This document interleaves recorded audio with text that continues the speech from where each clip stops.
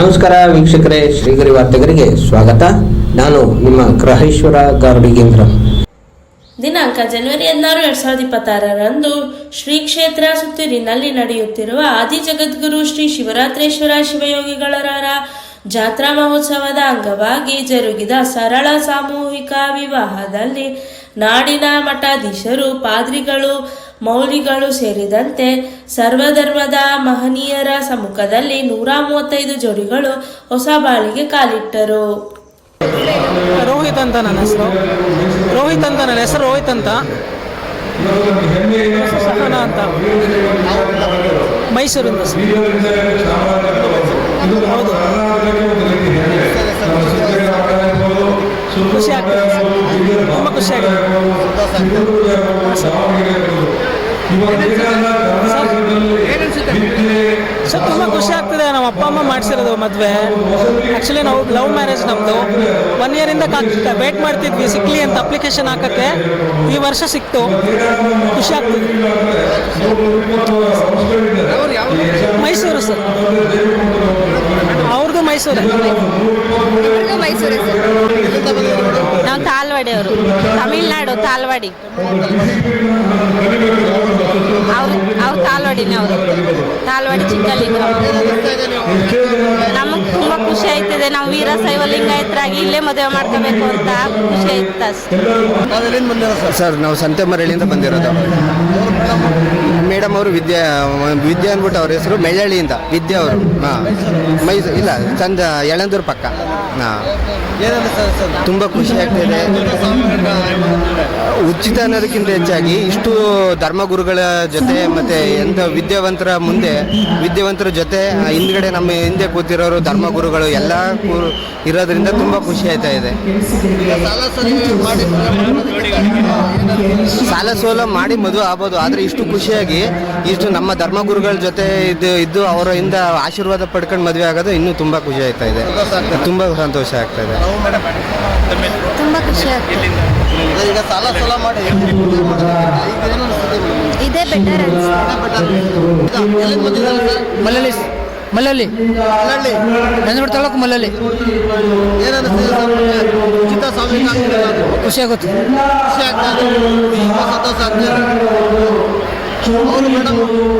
ಕಾಡಾಳಿ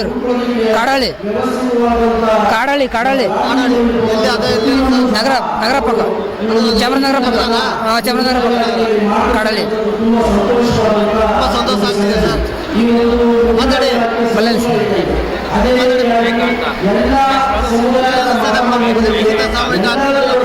ಏನಿಲ್ಲ ಸರ್, ಚೆನ್ನಾಗದ.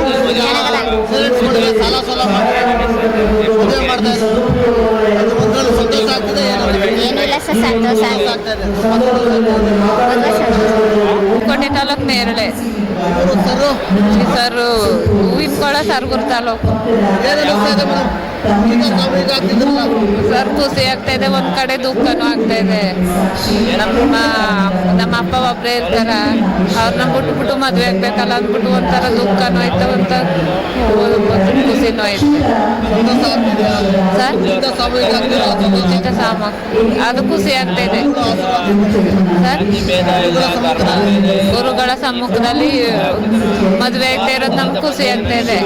ಆದ್ರೆ ನಮ್ಮ ಅಪ್ಪನ ಬಿಟ್ಟು ಇವ್ರ ಮನೆಗೆ ಹೋಗ್ಬೇಕಲ್ಲ ಅಂತ ಒಂದ್ ಕಡೆ ದುಃಖ ಆಯ್ತು.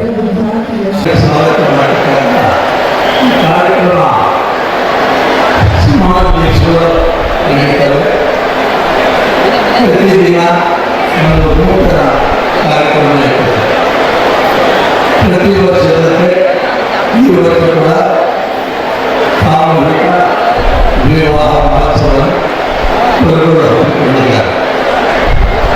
ವಿಶೇಷವಾಗಿ ಗುರುಗಳು ಇದರಲ್ಲಿ ಯಾರು ಬಡವರು ಬರ್ತಾರೋ ಆ ಬಡವರಿಗೆಲ್ಲ ಮದುವೆ ಆಗಲು ಅವಕಾಶ ಕೊಡ್ತಾರೆ. ಇದರ ವಿಶೇಷತೆ ಏನಂದರೆ ಇದರಲ್ಲಿ ಬಹಳ ಬಡವರು, SC, ST, ಹಿಂದುಳಿದವರೆಲ್ಲವರು ಹೆಚ್ಚಿನ ಲಾಭವನ್ನು ಪಡೆಯುತ್ತಿದ್ದಾರೆ. ಇವತ್ತು ವೀರಶೈವರು ಕೇವಲ 4 ಜನ ಇದ್ದರೆ SC, ST 75 ಜನತೆ ಬದಲಾಗ್ತಿದ್ದಾರೆ.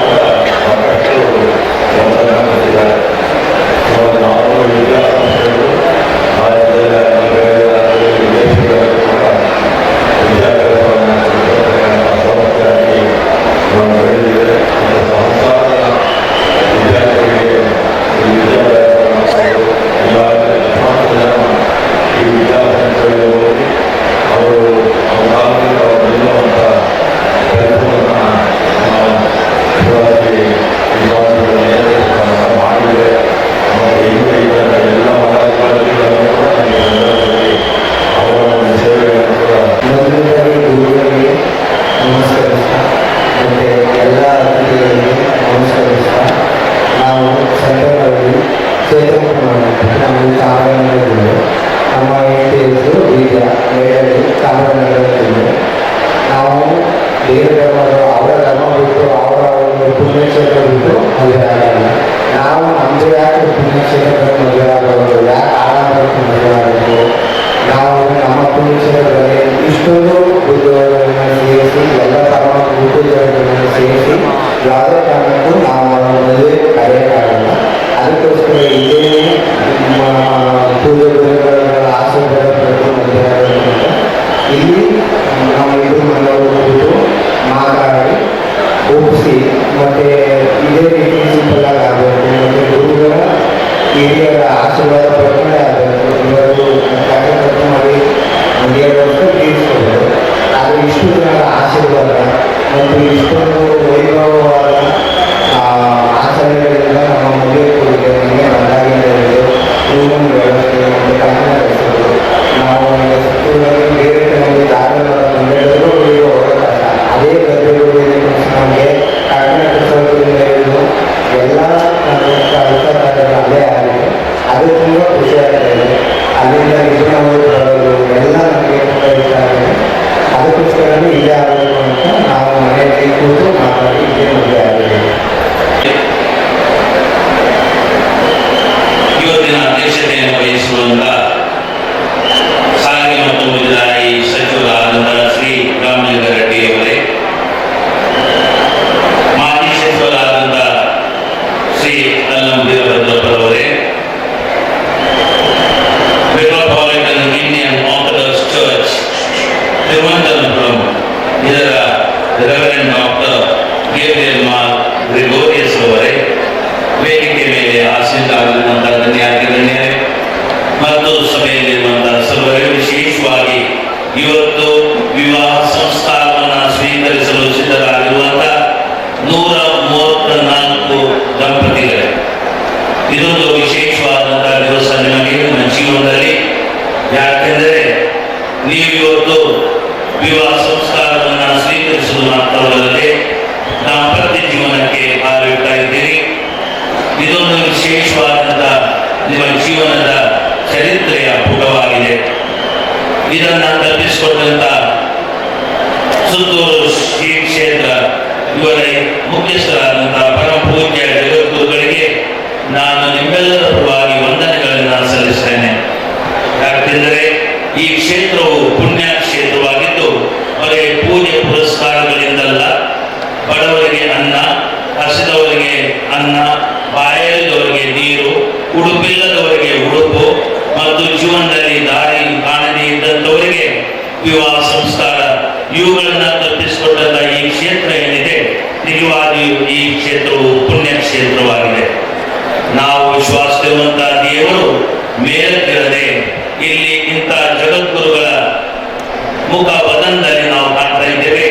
ಅವರ ಮುಖಾಂತರ ಎಷ್ಟೋ ಮಂದಿಗೆ ಇಷ್ಟರ ತನಕ 3886 ದಂಪತಿಗಳಿಗೆ ಜೀವನದಲ್ಲಿ ದಾರಿ ಸಿಕ್ಕಿತು. ಈ ದಂಪತಿಗಳು ಇವತ್ತು ಸುಖವಾಗಿ ತಮ್ಮ ದಾಂಪತ್ಯ ಜೀವನವನ್ನು ನಡೆಸಿಕೊಂಡು ಹೋಗುವುದಕ್ಕೆ ಒಂದು ದಾರಿ ಕಲ್ಪಿಸಿಕೊಟ್ಟಂತ ಈ ಕ್ಷೇತ್ರಕ್ಕೆ ನಾನು ಅಭಿನಂದನೆಗಳನ್ನು ಸಲ್ಲಿಸ್ತೇನೆ, ಚಿರಋಣಿಯಾಗಿದ್ದೇನೆ. ಕವಿಯವರು ಹೇಳ್ತಾ ಇದ್ದಾನೆ, ನಾವು ಎಲ್ಲಿದ್ದರೇನು, ನಾವು ಹೇಗಿದ್ದರೇನು, ನಾವು ಮಣ್ಣ ಮನುಜರು. ಭಾಷೆ ಯಾವುದಾದರೇನು, ದೇಶ ಎಂದಿದ್ದರೇನು, ನಾವು ಭಾರತೀಯರು. ಗಂಗೆ ಎಲ್ಲಿ ಹರಿದರೇನು, ತುಂಗೆ ಎಲ್ಲಿ ಹರಿದರೇನು, ನಾಡ ನದಿಗಳೆಲ್ಲವೂ ಒಂದೇ ಅಲ್ಲವೇ. ರಾಗ ಹೇಗಿದ್ದರೇನು, ಕಾಲ ಎಂತಿದ್ದರೇನು, ರಾಗ ತಾಳ ಸೇರಿ ಸಂಗೀತವೇ ಸಂಗೀತವೇ. ನಾವು ಎಲ್ಲಿದ್ದರೇನು, ನಾವು ಹೇಗಿದ್ದರೇನು, ಯಾವ ಜಾತಿಗೆ ಸೇರಿದವರೇನು, ಯಾವ ಧರ್ಮವನ್ನ ಪಾಲಿಸುವಂತವರಾದರೇನು, ಯಾವ ಭಾಷೆಯನ್ನ ಆಡ್ತಾ ಇದ್ದರೇನು, ಜಗತ್ತಿಗೆ ಯಾವ ಮೂಲೆಯಿಂದ ಬಂದವರಾದರೇನು, ನಾವೆಲ್ಲ ಅಣ್ಣ ತಮ್ಮಂದಿರು, ನಾವೆಲ್ಲರೂ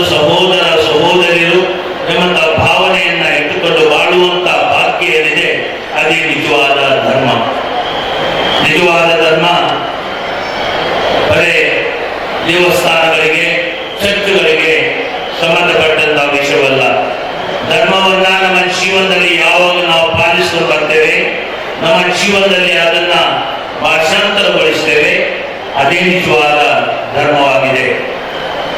ಅದಕ್ಕಾಗಿ ಕವಿಯವರು ನಮ್ಮ ಸಮಾಜದಲ್ಲಿ ಕಾಣಸಿಗುವಂತಹ ಧಾರ್ಮಿಕ ಸ್ಥಿತಿಗತಿಗಳನ್ನ ಈ ರೀತಿ ವರ್ಣಿಸ್ತಾನೆ. ವೇದ ಪುರಾಣಗಳಿವೆ, ಬೈಬಲ್ ಪುರಾಣಗಳಿವೆ, ತ್ರಿಪೀಠಕ ಸೂತ್ರಗಳಿವೆ, ಆದರೆ ಸತ್ಯವೆಲ್ಲಿ? ಕಾಶಿ ವಾರಣಾಸಿಗಳಂತಹ ಪುಣ್ಯಕ್ಷೇತ್ರಗಳಿವೆ, ಮಕ್ಕ ಮದೀನಗಳಿವೆ, ರೋಮ್ ಜೆರೂಸಲೇಂ ನಗರಗಳಿವೆ, ಆದರೆ ದೇವರಲ್ಲಿ?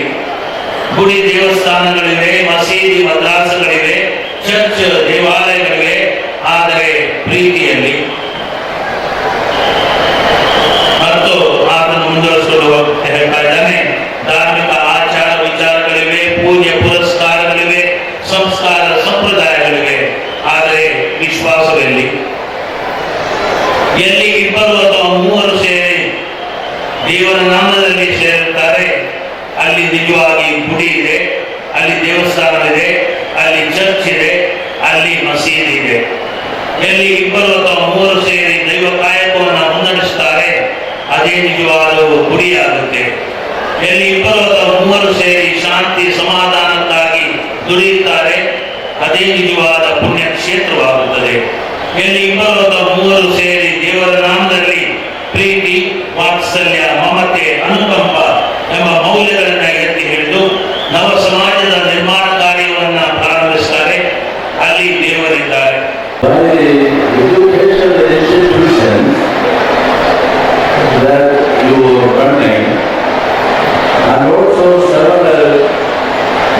Humanitarian activities that you have undertaken, as I understand, now 136 people are going to be there on this very important and promised occasion, which makes a total of 3,886 people who are already whether here, married here, or several for doing the last few years. Especially at this occasion, I very cordially wish all of them a very bright married life. At this time, I am going to recite